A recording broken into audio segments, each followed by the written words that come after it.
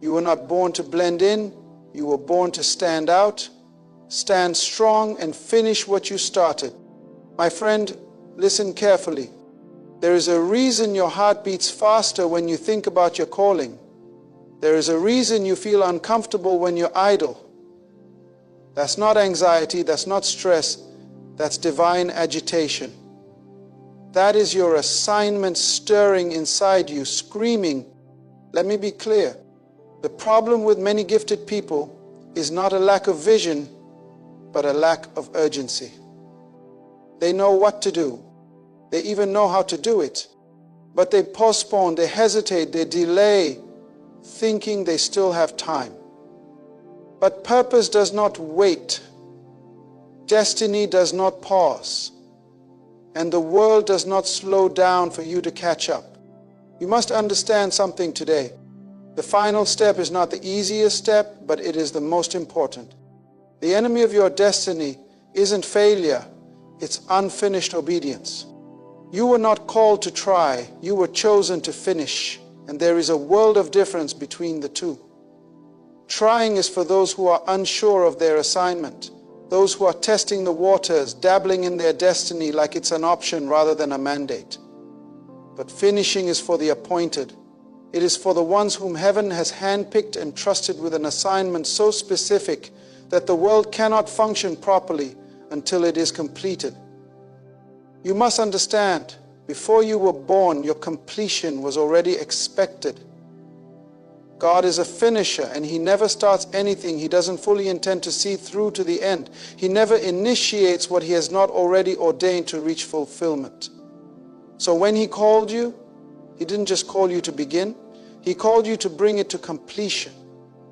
You are not here to merely get started, you are here to end it well. And when God chose you, He didn't do it based on how strong you look now, how educated you are, or how perfect your past has been.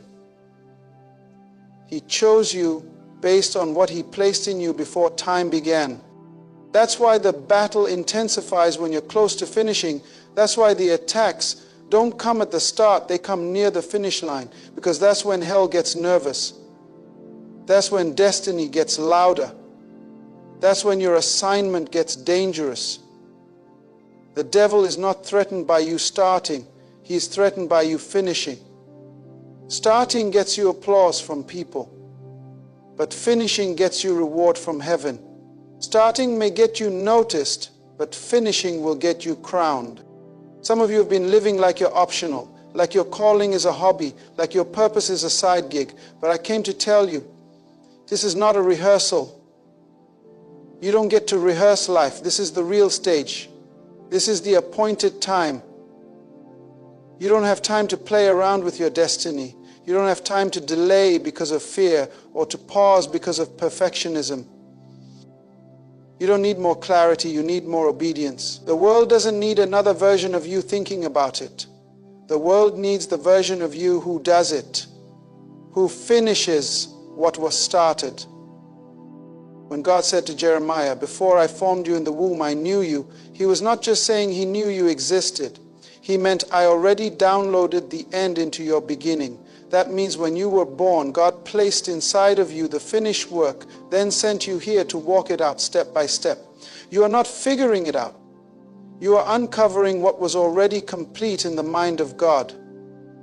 That's why every step of obedience is a step into fulfillment, not confusion. Look at the pattern of Scripture. David didn't try to become king. He was chosen to finish the throne of Israel. Joseph didn't try to interpret dreams. He was chosen to finish a famine solution. Esther didn't try to save her people. She was born for such a time as this. Paul didn't run around trying ministries. He fought the good fight and finished his race. Jesus didn't try to redeem mankind. He declared, "It is finished." The problem today is too many people are addicted to beginnings and allergic to finishing. They start projects, plans, ministries, relationships, and businesses, but abandon them the moment resistance arises. But resistance is not a sign to quit. Resistance is a sign that the finish matters. If it didn't matter, it wouldn't be fought so hard. Your enemy doesn't attack what doesn't matter. He only shows up when there's something valuable to steal. Chosen people are not scared by resistance. They recognize it. They don't run from the pressure. They grow under it. They finish under it. Because they know the oil doesn't come until the olive is crushed. The crown doesn't come until the cross is carried. The victory doesn't come until the valley is walked through. Being chosen doesn't mean being comfortable. It means being committed even when it hurts, especially when it hurts. And that's where you must confront the difference between effort and commitment. Trying is effort. Finishing is commitment. Trying says, I'll do my best as long as it's convenient. Finishing says, I'll do what I'm called to do even if it costs me everything. Trying is cheap. Finishing is costly. But the anointing never falls on the one who tried. It falls on the one who finished. God does not reward effort. He rewards faithfulness. He says, well done, my good and faithful servant. Not well attempted, not well started, not you gave it a shot. No. He is looking for those who finish. You must begin to see your life from heaven's point of view. Heaven is not impressed with what you plan to do. Heaven is moved by what you complete. So stop glorifying busyness and start focusing on fruit. Some people are busy but not fruitful. They're full of activity but lacking in impact. But when you're chosen, fruit is not optional. It's evidence. You were not created to scatter energy everywhere. You were created to bring something specific to completion. And don't fall into the trap of comparison. Don't look at who's ahead of you or who seems more successful. Remember this, the race is not to the swift, nor the battle to the strong. It's to the one who endures to the end. You are not in competition with anyone else's timeline. You are in covenant with God's design for your life. And that design ends with completion, not failure, not burnout, not regret. Complete. The reason you feel unsettled when you procrastinate is because your spirit knows you are delaying something eternal. You think you're just skipping a task. But in the realm of the spirit, you are pausing legacy. You're delaying impact. You're holding up history. Because chosen people are not just responsible for themselves, they are responsible for generations. What you finish today becomes someone else's foundation tomorrow. What you bring to completion creates the blueprint for another person's beginning. This is not about you. This is about legacy. So when the temptation comes to give up, remember, you were never called to try. Trying leaves open the option of quitting, but chosen people don't carry backup plans. They carry holy assignments.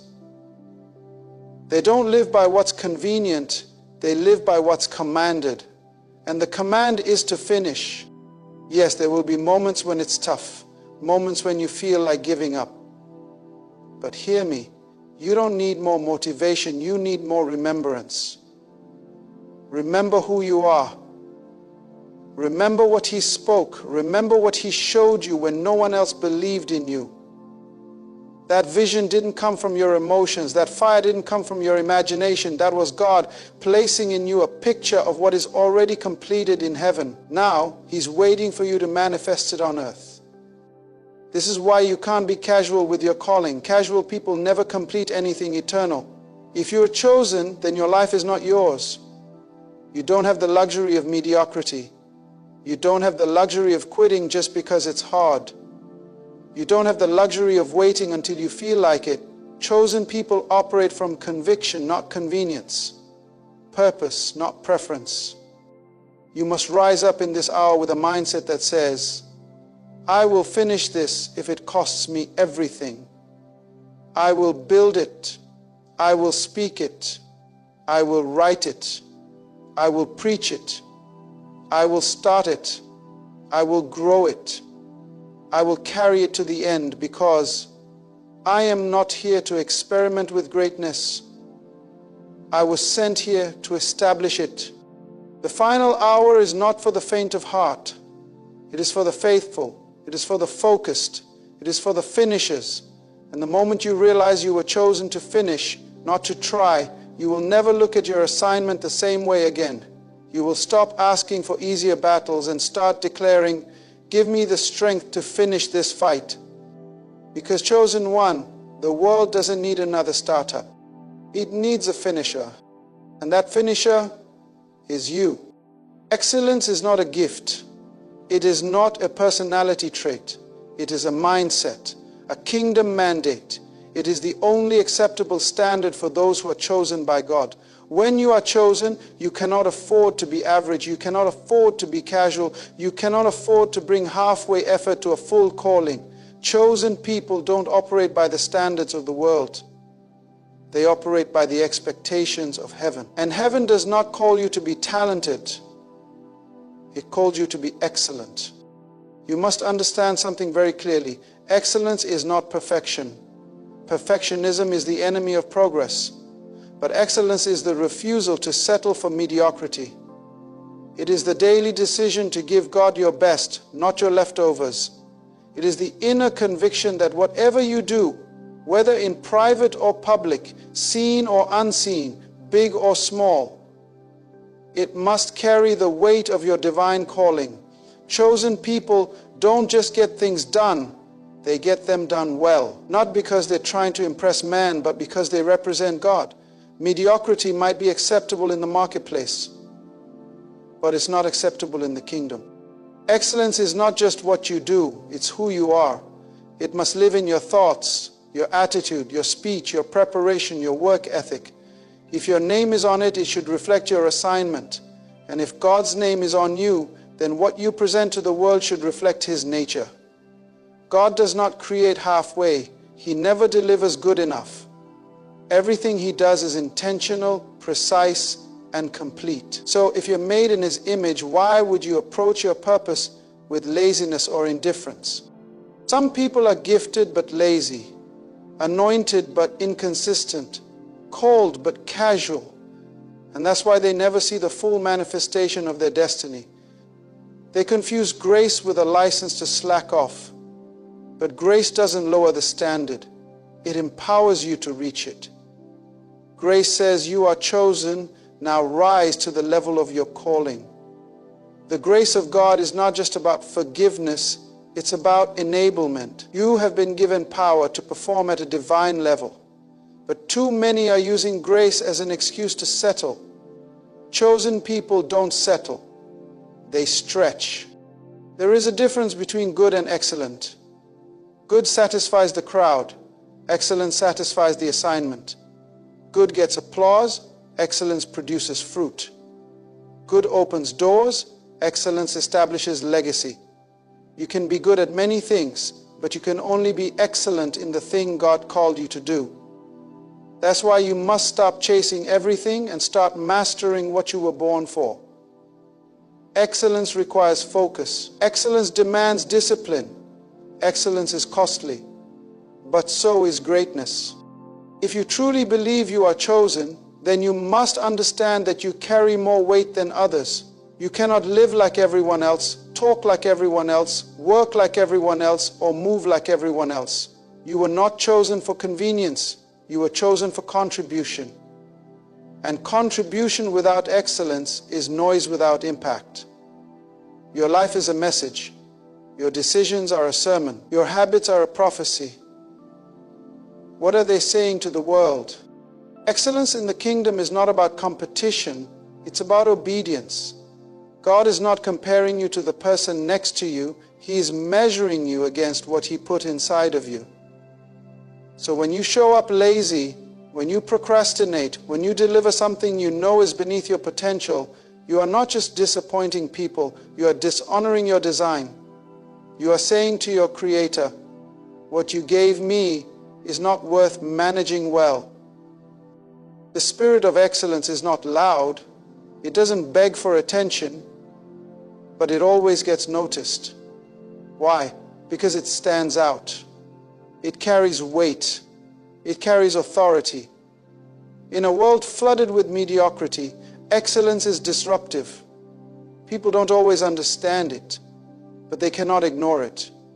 That's why Daniel rose in Babylon, not just because he prayed, but because he had an excellent spirit. His distinction wasn't in his title, it was in his standard.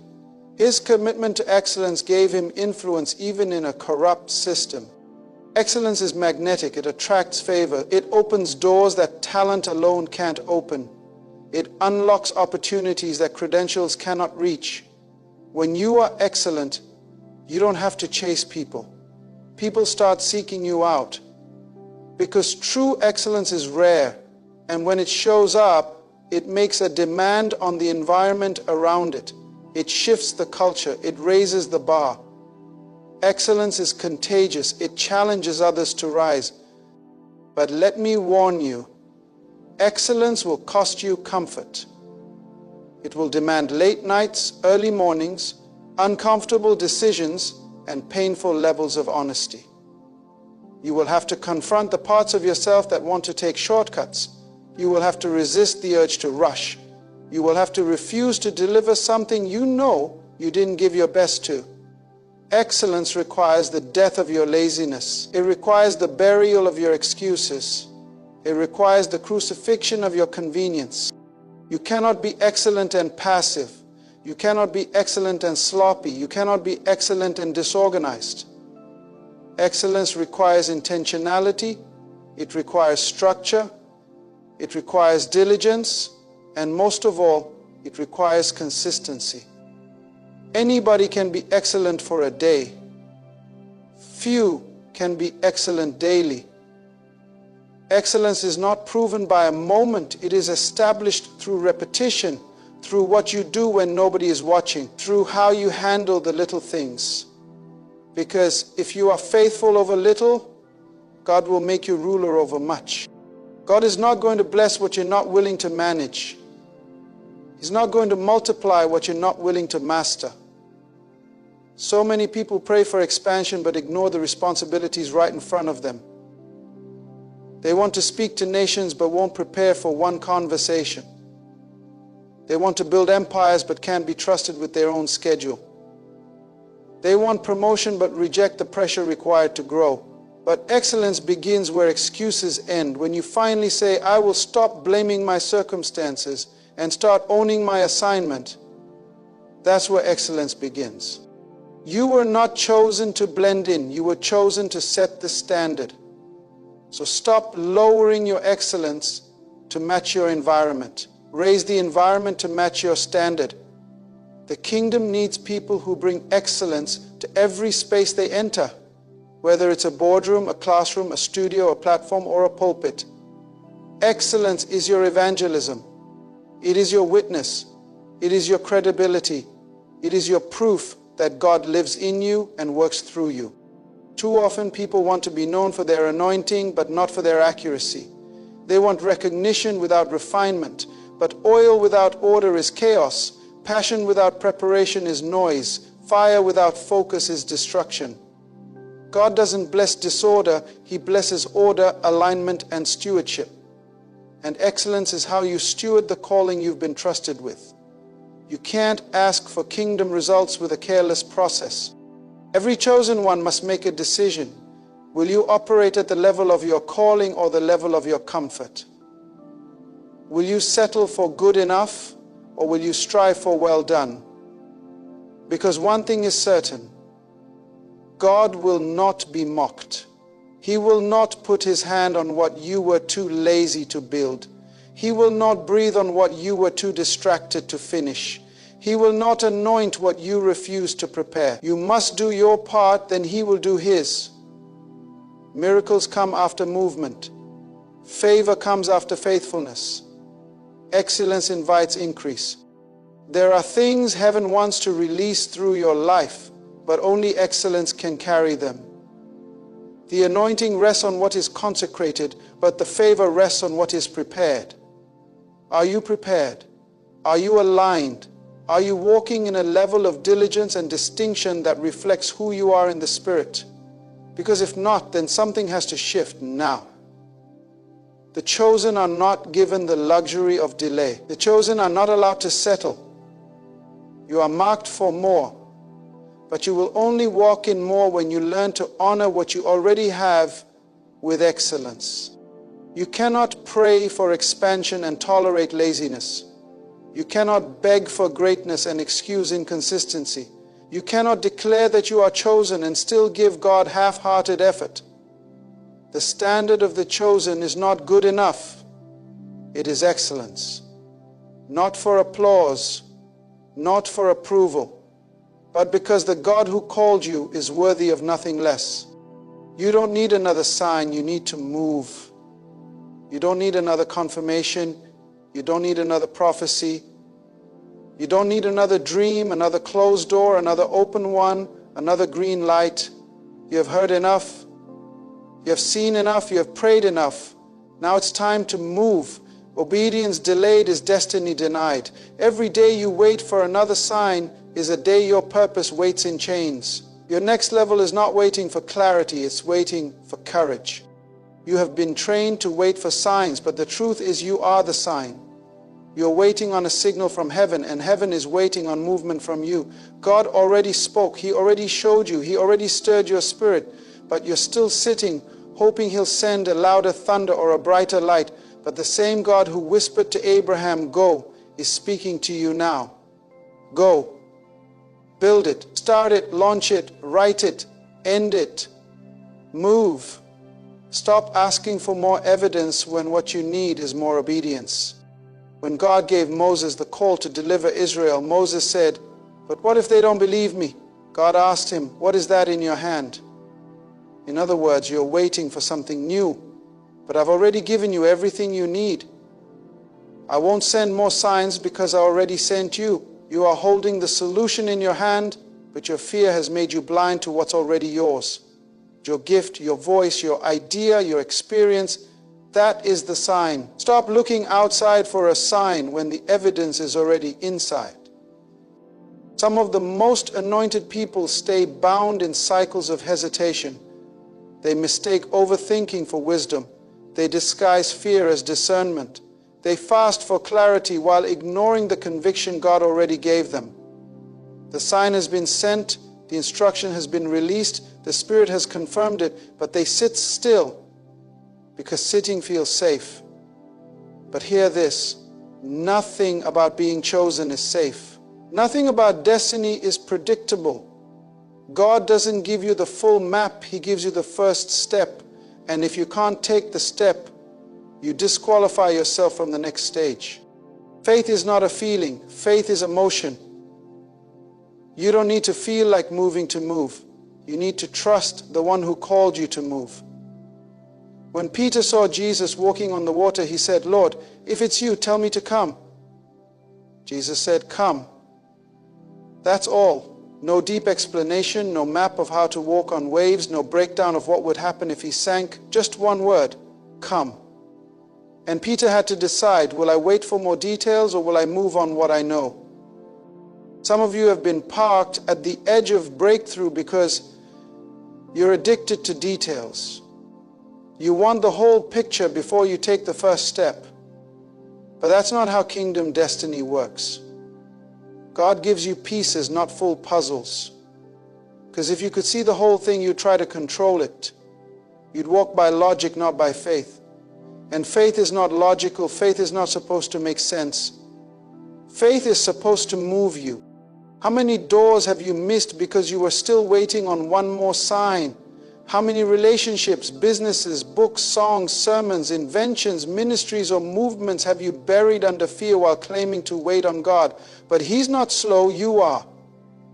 He's not silent, you've silenced your courage. You've wrapped your fear in religious language. You've made comfort your calling. But your destiny is not waiting for another message. It's waiting for movement.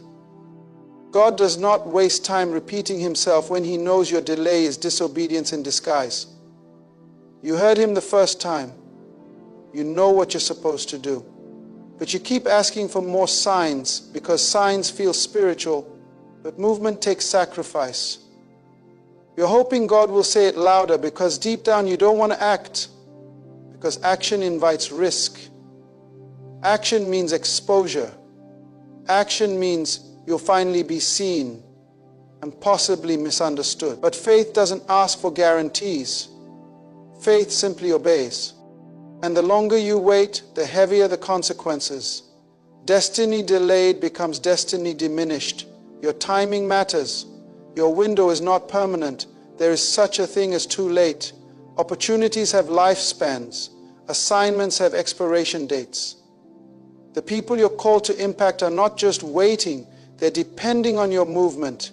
Some of them are stuck because you haven't moved yet. Your obedience will set other people free, but your delay holds them in bondage. That's how serious this is. Stop rehearsing the reasons why it won't work. Stop magnifying your limitations. Stop counting how many resources you don't have. God never asked you to move when it was convenient. He asked you to move when He spoke. Provision follows obedience, not the other way around. The resources are waiting on the other side of your movement. The open doors are on the other side of your step. Miracles happen after motion. You've confused stillness with wisdom, but there's a difference between peace and paralysis. There's a difference between rest and retreat. Some of you are not in a season of waiting. You're in a cycle of avoidance. You're not being still before the Lord. You're being silent in the face of your fear. But there comes a time when your silence becomes rebellion. Your hesitation becomes pride. Because when God calls you to move and you don't, what you're really saying is, God, I don't trust your timing, I don't trust your voice, and I don't trust your power to sustain me. If you believe you're chosen, then act like it. Chosen people move differently. They don't wait for everything to be perfect. They move in obedience and watch God perfect the path. They don't walk by sight, they walk by revelation. They don't wait to be understood. They walk in purpose even when it's unpopular. Chosen people are not reactive, they're prophetic. They move ahead of the crowd. They don't need applause, they need assignment. And when the assignment speaks, they move. You keep waiting for certainty, but certainty is a myth. Even Jesus, knowing what lay ahead, had to move with blood in His sweat and agony in His soul. Yet He said, not my will, but yours be done. He didn't wait to feel ready. He moved because obedience demanded it. And because He moved, redemption was made possible. Now you stand at the edge of your own assignment. Will you carry it? Will you go? Will you move? The cloud has moved. The fire has shifted. The grace is no longer on the place of preparation. It's on the place of execution. You can't live off yesterday's instructions. You can't keep rereading old prophecies while ignoring current prompts. You can't build a tent in a place God only meant for a test. It's time to move. It's time to act like what God said is true, because the longer you stay still, the more you'll lose touch with the urgency of heaven. Destiny doesn't wait for perfect conditions. Destiny moves in storms, in wildernesses, in opposition. David moved toward Goliath. Elijah moved toward the mountain. Paul moved toward the shipwreck. Jesus moved toward the cross. They moved not because they wanted pain, but because they trusted purpose. And when you're chosen, purpose must matter more than comfort. Obedience must matter more than validation. Movement must matter more than certainty. You don't need another confirmation, you need discipline.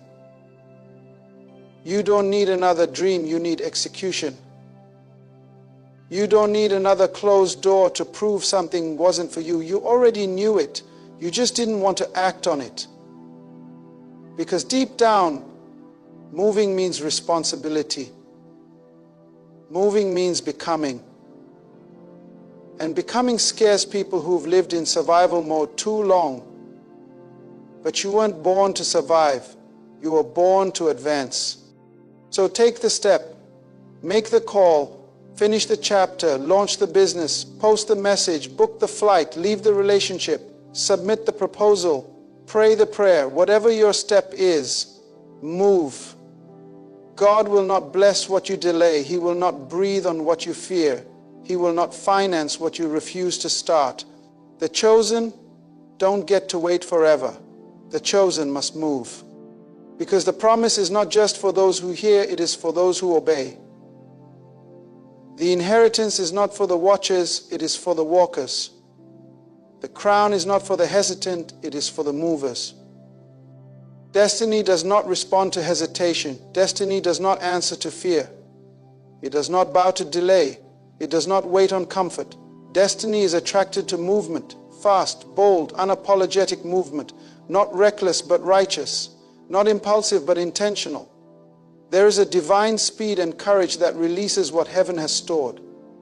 There is a dimension of favor, fruitfulness, and breakthrough that only opens when your faith becomes aggressive. You cannot tiptoe into purpose. You must invade it. Some doors do not open by prayer alone. Some doors respond to pressure. They require momentum. They respond to bold footsteps, not cautious whispers. Too many chosen ones are still stranded at the gates of opportunity, not because the door is locked, but because they knock too lightly.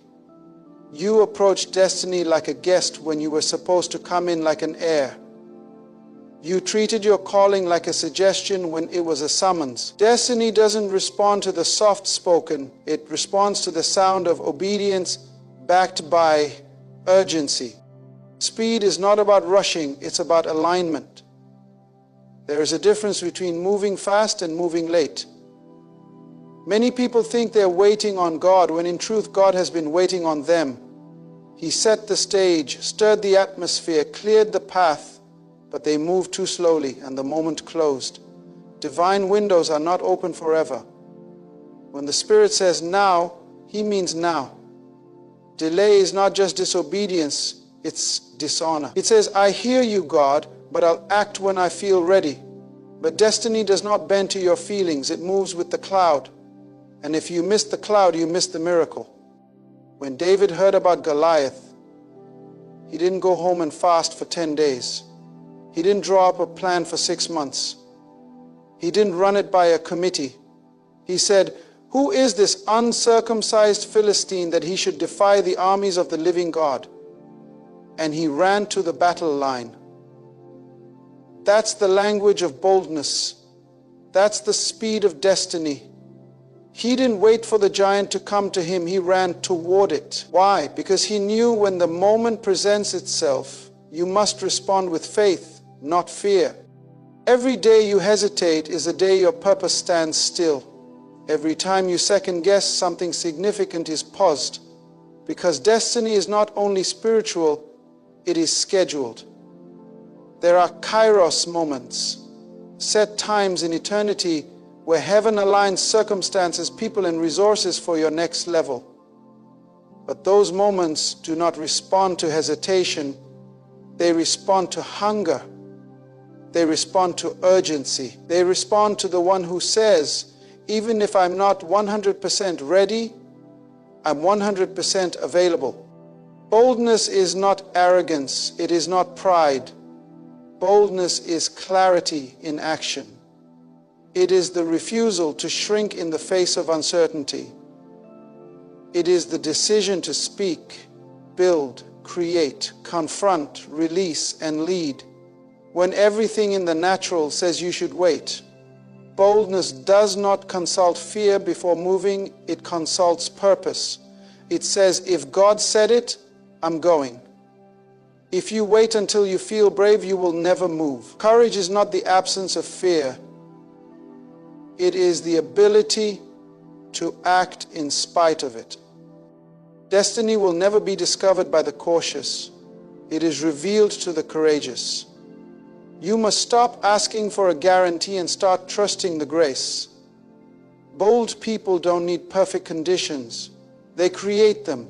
They show up. They take the shot. They send the message. They submit the idea. They step into rooms they feel unqualified for because they know God doesn't call the qualified. He qualifies the called. Boldness says, even if I fail, I will not regret trying. It says, I would rather stumble in purpose than sit in comfort. God is not obligated to repeat himself to a disobedient heart. He speaks and then he watches, not to see if you agree, but to see if you move.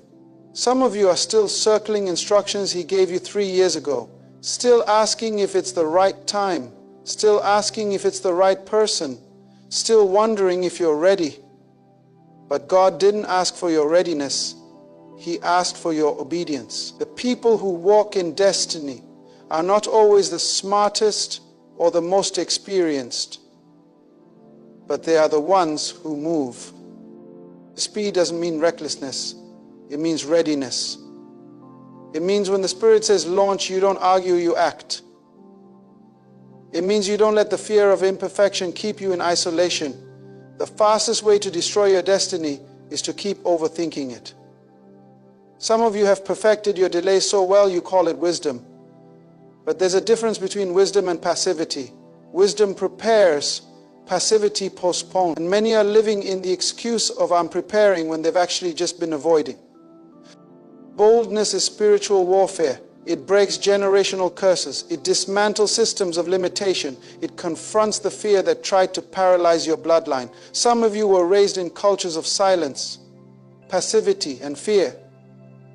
But the Spirit of God didn't choose you so you could preserve that. He chose you to break it. Your bold movement isn't just about your dream. It's about your lineage. Your children's freedom is on the other side of your decision to act boldly and quickly. Speed is not about doing more. It's about doing the right thing without delay. Destiny doesn't reward busyness. It rewards obedience. There are people who are busy and still stagnant, running but not advancing, because they move fast in the wrong direction. But when your speed is submitted to God, it becomes a divine accelerator. Heaven gets behind your effort. Angels clear the path. Favor chases you down. Because God honors urgency wrapped in submission. There is a fire God puts inside of the chosen, and that fire is not meant to keep you warm. It's meant to push you out. You can't sleep. You can't be satisfied. You can't be still. Something in you keeps saying, now is the time. That fire is not anxiety. That's destiny calling. That's the divine tension between who you are and who you're becoming. And the only way to relieve it is to move. The only way to satisfy it is to act in faith, not fear. When Joshua stood on the edge of the Jordan River, God said, get ready to cross over. Not when the water's dry, not when it makes sense, but now. He told the priest to step into the water before it split. That's speed. That's boldness. That's how miracles are released. You step first and the supernatural follows.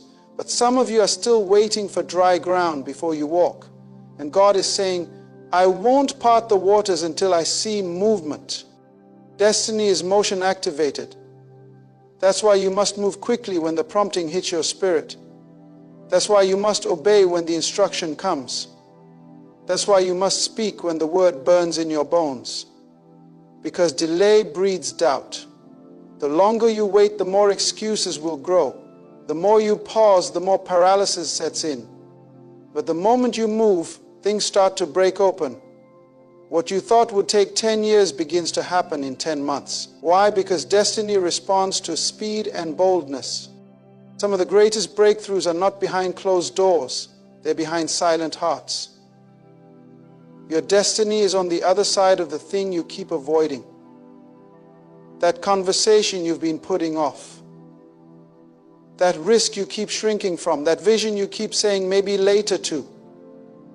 But there is no such thing as later when you're chosen. There is only yes or no, move or miss. The middle ground is illusion. The lukewarm are forgotten. The bold are remembered. God didn't give you the idea just so you could sit on it. He didn't anoint you so you could impress people. He didn't give you that voice, that vision, that volume so you could keep it hidden in the corner of safety. He gave it to you because He trusted you with territory. He trusted you with legacy. But trust without movement is betrayal. When God trusts you with purpose, you must honor Him with bold execution. There is a reason the enemy wants to keep you afraid, because he knows your boldness is a weapon. He knows your movement will wake up others. He knows that when you step out in faith, things in your family, your city, your region, your generation begin to shake. That's why He wants to convince you to take your time. That's why He whispers, you're not ready. Because He knows the power of now. He knows the damage one bold move can do to the kingdom of darkness. You are not too young, you are not too old, you are not too broken, you are not too late, you are not underqualified, you are not out of time, you are right on time. Destiny does not respond to the slow, it responds to the sure, to the bold, to the brave, to the ones who walk out what they believe even when their knees are shaking. You don't need to wait until every question is answered. You don't need to wait until everyone supports you. You don't need to wait for applause, affirmation, or agreement. You need to move with God. Move fast. Move bold. Move like someone who knows time is too short and calling is too heavy. Destiny is not coming later. It's waiting now, and it's waiting for you. There comes a moment in the life of every chosen one where the instructions stop being suggestions. The gentle nudges turn into divine alarms. The whisper becomes a command. The inner stirring becomes a shout. And the word is no longer someday or soon. The word is today, not tomorrow, not when things make sense, not when you feel ready, not after one more confirmation. The final word is clear. Get it done. There is a divine urgency in the atmosphere, a holy countdown that you can feel deep in your spirit. Time is no longer on your side to waste. The hour is late. The assignment is heavy. The souls connected to your obedience cannot afford another delay. Heaven is waiting and earth is groaning. The nations don't need your potential, they need your manifestation.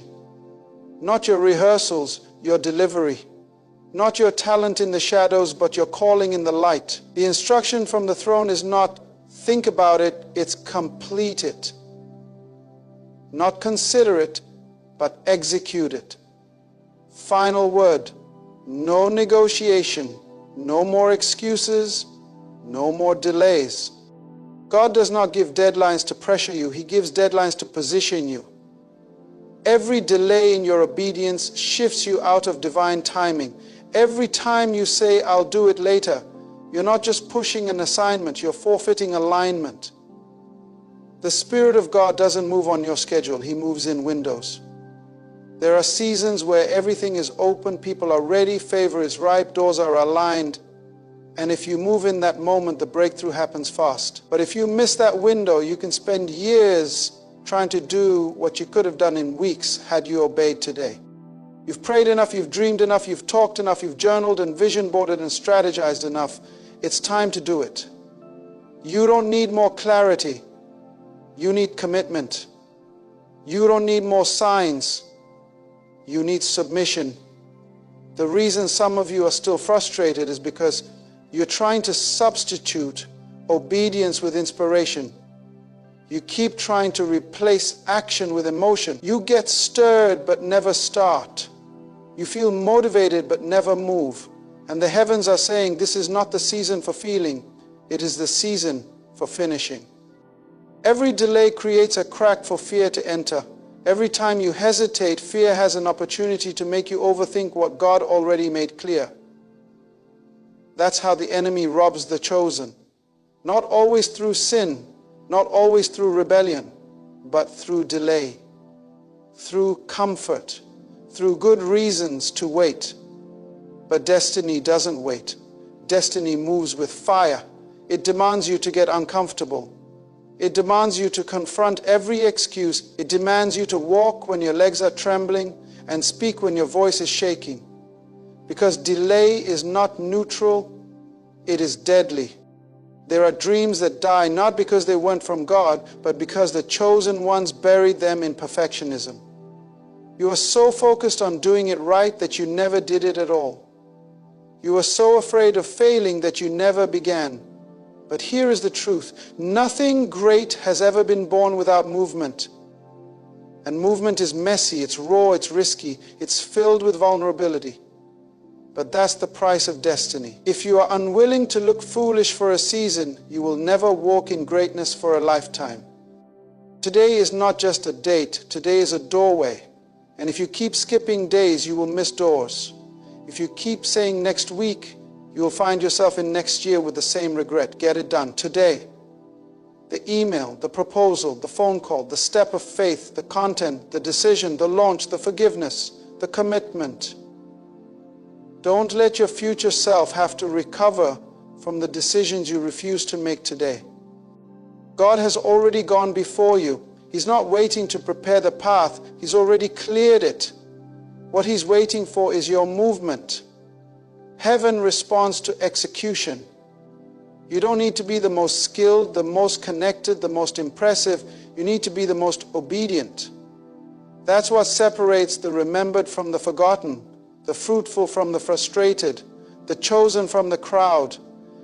The obedient are the ones who finish, not the ones who started well, not the ones who had the loudest dreams, the ones who finished, the ones who got it done.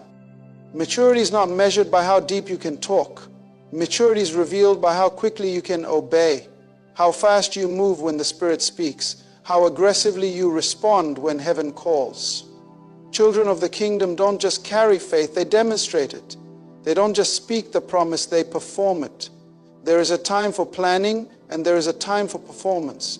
There is a time to prepare and there is a time to present. You have prepared long enough, it's time to show up. You are not behind because of what others did. You are behind because of what you refused to complete. But here is the grace. God can restore time if you obey today. He can compress seasons. He can collapse what should take 5 years into 5 months. But the condition is obedience. Obedience without hesitation, movement without argument, sacrifice without second guessing. That is the level of response heaven honors. Stop negotiating with fear. Stop sitting at the table with doubt. Stop letting emotions run your schedule. Your destiny cannot afford your inconsistency. Your assignment is too urgent to live according to your feelings. If you are led by feelings, you will fail. If you are led by faith, you will finish. And faith always moves. Faith finishes what others are afraid to start. Faith says, even if I don't have all the answers, I will still act. Faith says, even if it's not perfect, I will still launch. Faith says, God, I trust you more than I trust my fears.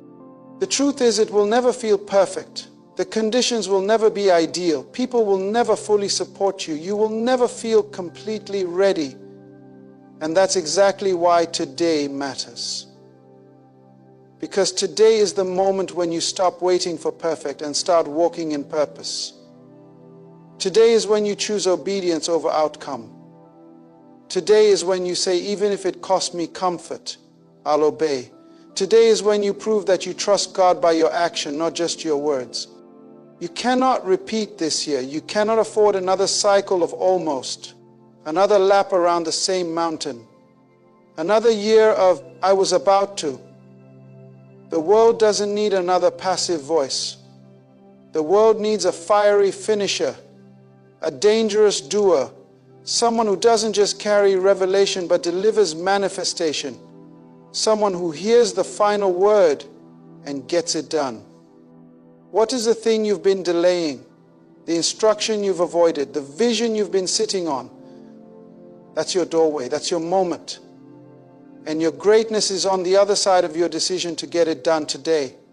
The chosen are not those who were perfect. The chosen are those who finished. And finishing doesn't start next month. It starts now. You're not stuck. You're still stalling. You're not confused. You're still choosing comfort. You're not out of time. You're just out of excuses. There is still grace available, still oil flowing, still angels assigned. But the countdown has begun. The delay must end. The distractions must die. The denial must stop. It is time. The Spirit is not repeating Himself again. The instruction is clear. The word has been given. The season has opened. Get it done today.